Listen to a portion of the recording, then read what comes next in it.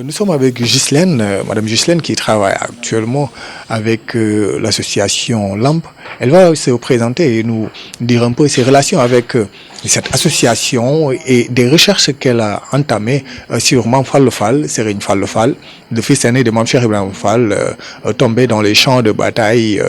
lors de la guerre mondiale 1914-18 ici en France, d'où la nécessité de célébrer la journée du 8 mai à l'Arc de Triomphe par Serigne Cheikh Fall Khady Gueye, son petit-fils. Madame Gisley, bonsoir. Je suis actuellement en stage pendant 2 mois à l'association LAMP, qui a de gros projets. Et j'ai rencontré Serigne Fallou Fall il y a quelques mois, comme ça, dans la rue, voilà. Et j'ai repéré ce monsieur avec cette grande robe et cette écharpe multicolore. Et je lui ai posé la question, mais d'où vient votre écharpe? Et il m'a dit, ben voilà, c'est les couleurs du Sénégal. Et donc, on a commencé à discuter. Il recherchait la maison des associations à Paris. Je lui disais que je connaissais. Je l'ai amené là-bas. Et on a bien discuté sur les projets qu'il avait pour aider toute cette jeunesse africaine sur Paris. Et essayer aussi, il y a beaucoup de... Maintenant que je suis là depuis... quand même 2 semaines, il y a beaucoup de gens qui n'ont jamais régularisé leur situation alors qu'ils ont un travail, ils ont une famille, et c'est vraiment important pour l'association de les aider à régulariser leur situation en France. Voilà. Donc moi je suis arrivée vraiment au début de l'ouverture du bureau. Donc nous avons des permanences du lundi au vendredi. Donc du matin jusqu'au soir en fait, parce que bon, il y a des gens qui travaillent, donc il y a une permanence aussi de 18h à 20h, et moi je suis là de 14h à 18h. Voilà. Donc on a fait, moi j'ai aidé parce que bon, j'aime bien faire tout ce qui est panneaux, voilà, les cartes de visite, voilà, aider un petit peu avec l'expérience que j'ai moi dans l'associatif. Voilà. Et ce qui m'a beaucoup plu, c'est de faire des recherches sur son grand-père. Voilà. Donc, pourquoi j'ai accepté de le faire? Parce que moi-même, j'ai recherché ma généalogie. J'ai un nom de famille qui s'appelle Richard, et en fait j'ai découvert que je m'appelais Bennett, et que vraiment je suis remontée jusqu'en 1600 dans ma famille. J'ai mis 1 an à trouver, et je viens de l'Occitanie en fait. Donc là, étant beaucoup branchée dans le militaire de l'année 14-18, des années 14-18. Donc j'ai dit, ok, je vais essayer de trouver quelque chose. Donc j'ai des pistes, mais il me manque beaucoup d'éléments. Et en ce moment, à Vincennes, les archives de Vincennes, les archives militaires sont fermées. Donc je vais continuer le travail. Donc dès que j'ai fini le stage ici, je vais reprendre ça à plein temps. Et c'est vraiment passionnant de rechercher. Il y a plein de petits détails, plein de choses à découvrir, mais je pense que je vais réussir. Le grand-père de Serigne Cheikh Fall, Mame Fallou Fall, vous en pensez? Qu'est-ce que vous avez trouvé de nouveau concernant son dossier, par exemple? L'histoire de sa veste, parce que on dit que son matricule était le 22-22. Or, de par les recherches de mon arrière-grand-père, sur les vestes est notifié le numéro de régiment. Il est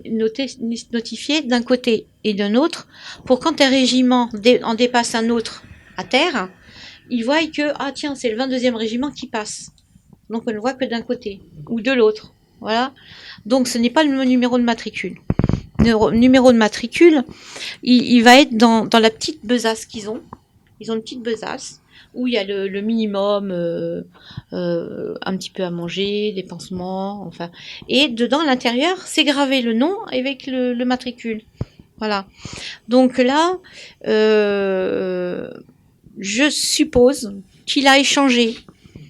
Peut-être, voilà, c'est 2 frères qui se sont rencontrés. Ils n'étaient pas forcément dans le même bataillon. Il y en a un qui était dans le 22, l'autre après, à un moment, il était dans le 23e RIC, et ils ont dû échanger peut-être hein, leur petit sac.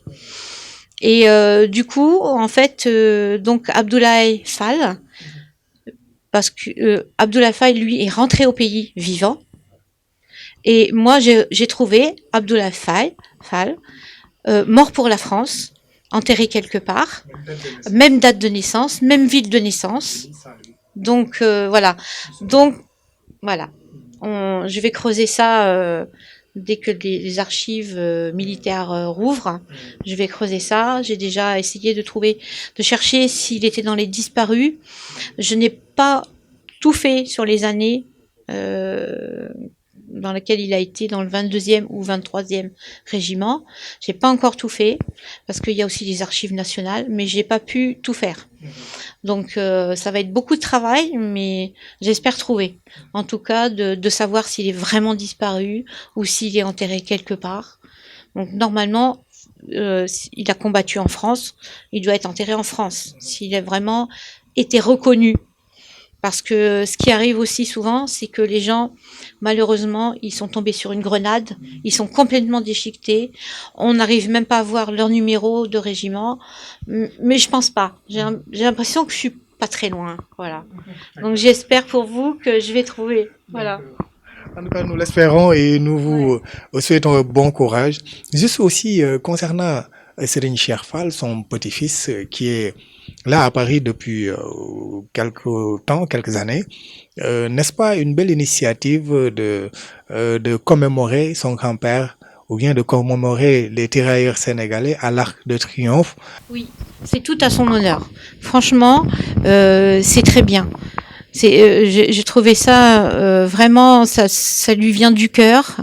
C'est vraiment une très grande commémoration. Malheureusement, j'étais pas présente cette année, mais l'année prochaine j'y serai. Ouais. Et vraiment, il faut continuer les recherches et surtout commémorer ça tous les ans. Parce que il y a quand même une grosse communauté sénégalaise ici, et elle a le droit de savoir ce qui s'est passé aussi à l'époque. Et à nous revoir, Inch'Allah, très bientôt avec des résultats concrets. Merci. jërëjëf Serigne Mor Fall borom Imor Photo mi ñu àndal ci caméra bi nekk fii ci Paris di fi liggéey moom it liggéey bu am solo niñ ko waxee kon ci association LAMP pour le développement di nag association boo xëy ni Serigne Cheikh Fall Khady Gueye moom Serigne Modou Abdoulaye Fall Ndar moom Serigne Abdoulaye Fall Ndar moom maam Cheikh Ibrahima Fall moo ko fi taxawal borom ndogu yi nga xamante ni moom la ñuy togg fii ci Paris borom kër maam Cheikh Ibrahima Fall di projet bu am solo boo xëy ni mu ngi dox bu baax a baax waaye it borom le 8 mai suñ ko waxee di nag bis bu mag bi nga xamante ni suñu borom dogal na ni mu ngi koy taxawal fële sa Arc de Triomphe ngir nag fàttaliku ñii ñu tuddee ay tirailleurs sénégalais te nag maamam ju tedd jooju bokk ci di Serigne Fallou Fall di taawu maam Cheikh Ibrahima Fall di ko def foo ko président bi di defee 8 mai boobu nga xamante ni bu ñu xëyee ñoom teg seen i gerbe de fleurs commémorer seen i combattants ngoon gi moom mu ñëw ànd ak une forte délégation officielle daal di teg loolu nga xamante ne moom mooy comme tàmbali commémoration bi jëmale ko ci tirailleurs yi ñoom ñëpp rawatina ci maamam kon tey ñu fekk ko ci bureau association bi sëñ bi ñu ngi lay ziar bu baax a baax ak li nga xamante moom lañ dégg soxna su baax si yi nga xamante ni moom it wax na ko jëm ci recherche yi muy def jëmale ko ci sa maam projet boobu jamono ji fan la toll. waaw li nga wax noonu ci bisu sëñ Modou sëñ Falilou Fall di taawu maam Cheikh Ibrahima Fall. lu am solo la ndax ñun biñ fi nekkee ba léegi ni jiite association LAMP kër maam Cheikh Ibrahima Fall association bi li ko tax a jóg rek waxoon nañ ko ci émission bi nga fi ñëwee woon ak sëñ Mamour mooy fexe ba Cheikh Ibrahima Fall am fii kër ci dëkk bi ba njaboot gi ku fi ñëw ci dëkk bi doo tumuranke fexe tamit ba xale yi xam seen diine muy alxuraan karimun fexe tamit ba ku fi wàcc ci dëkk bi am foo dal waaye dañoo passé jéego yooyu dem nag wutali wër sëñ Falilou Fall mi nga xam ne mooy taawu maam Cheikh Ibrahima Fall ndax xam nga sëñ Fallou Fall ci guerre mondiale bi la ñëwoon fi ci ndigalu sëñ Touba Xaadimu Rasuul des fi ñu am ci xalaat nag ak idée yoo xam ne nii ngir fàttaliku ko at mu jot ñu def 8 mai commémoration bi ca Arc de Triomphe ànd ko mboolem autorité français yi. xam nga Serigne Fallou moom fii la tëdd ci réew tubaab yi waaye ñuy jàpp ne ñii ne ñi nga Grèce ñii ne mi ngi Paris waaye lu wér a wér mooy ñu ngi koy wër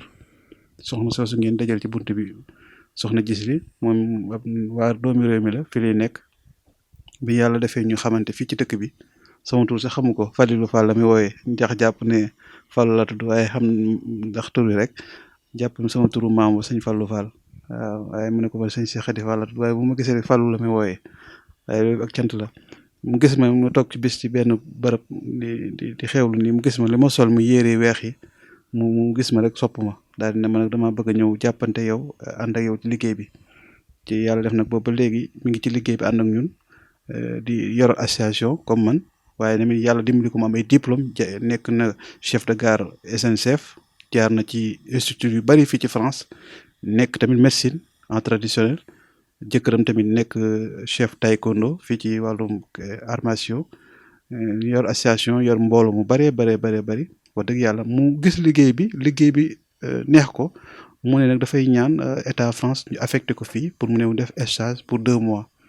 bi mu ko ñaanee nag ñu wax ma ko ma ne ko amul benn jafe-jafe ba mu waxee indi contrat ci laa signé moom contrat bi wala 31 octobre la war a jeexal stage am loolu tax mu nekk fii nii di liggéey di defar ay CV ak di wër Serigne Fallou Fall loolu tamit maa ko jox ndigal pour mu wër ko pour ñu mën a xam fan la Serigne Fallou Fall nekk ndax lu toll ne taw Cheikh Ibra Fall te di fii ci réewu tubaab yi war nañoo mën a xam ba fa mu nekk ngir ñu mën koo jël delloo ko ca réew ma loolu tamit mu ngi ci liggéey bu baax ba am na ci ay buntu yoo xam ne piste yoo xam ne wax nañu ko ba ñu ngi am yaakaar ne Serigne Fallou Fall dana feeñ loolu daal moo fi dajale waaye bureau bii nag li ñu fi gën a dajale mooy ubbi ko pour doomu Sénégal pour doomu Afrique yi pour mën leen régulariser loolu moo tax ñu ubbi bureau bi depuis 1er juillet ay doomi Côte d'Ivoire ñu ngi fiy ñëw ay doomu Cameroun ñu ngi fiy ñëw ay doomi Sénégal ñu ngi fiy ñëw ak ay arab wax dëgg yàlla mi ngi ko tàmbalee léegi yàlla mu ngi ñuy suturaal am na ay avocats yu xare ñu fi liggéey ku di madame Mansour ak ñeneen avocat yu xono Astou Fall dañuy ñëw fii chaque jour di liggéey di xool document xale yi pour orienter leen à nouveau les préfecture pour que ñu mën a am carte séjour bi ñu tàmbalee liggéey bi léegi nag le 1er juillet ak léegi wax dëgg yàlla amagu nañ 11 personnes yoo xam ne régularisé nañ am nañ ay kayit nga xam nga fii France day am ñoo xam ne xamuñu loi bi te fii boo xamul loi bi mën nga fay toog ay ati doo am carte séjour ñu xalaat ne doomu Sénégal yi fi nekk ak doomu Afrique fi ne war nañ leen a mën a taxaw ubbi institut boo xam ne nii gratuit leen ko defee ndax fii ñu fiy liggéey ñëpp man mii di président beeg ñoom ñu fiy liggéey ñëpp ay bénévole lan ki amuñu salaire te bureau bi ñu ngi ko jëlee nii tamit ñu ngi sant bu baax tamit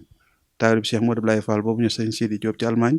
bi ñu ko bëggee wax ko moo njëkk a yónnee xaalis bi dem ci fay bureau bi ngir ñu mën ko def activité ñu ngi koy sant bu baax di ko gërëm waaye lii lépp liñ ci jublu mooy li ñu ne ci réew mi daal mooy fexe ba jàppale doomu Afrique ak doomu Sénégal yi fi nekk nga xam ne nii dañuy mën a am kayit gis nga léegi rek dong yaa ngi fi ñëw di wut ñii di wut ay CV ñii di wut aide médicale d'état ñii di wut nationalité ñii renouvellement ñii rendez-vous même ba sax ñi nga xam ne seen doom lañ fiy juddu bëgg ñu déclarer leen préfecture démb rek gis li mi ngi occupé lu dossier mel noonu boo xam ne doom dafay juddu man sax maa dama tudd ko waaye bëgg rendez-vous rek préfecture tënn ko fii la ñëw démb ndeysaan wax ñu ko ba gis utal ko solution ba am na rendez-vous pour mën a def déclaration boobu ñu ngi remercier consulat ndax consulat mi ngi def liggéey bu mag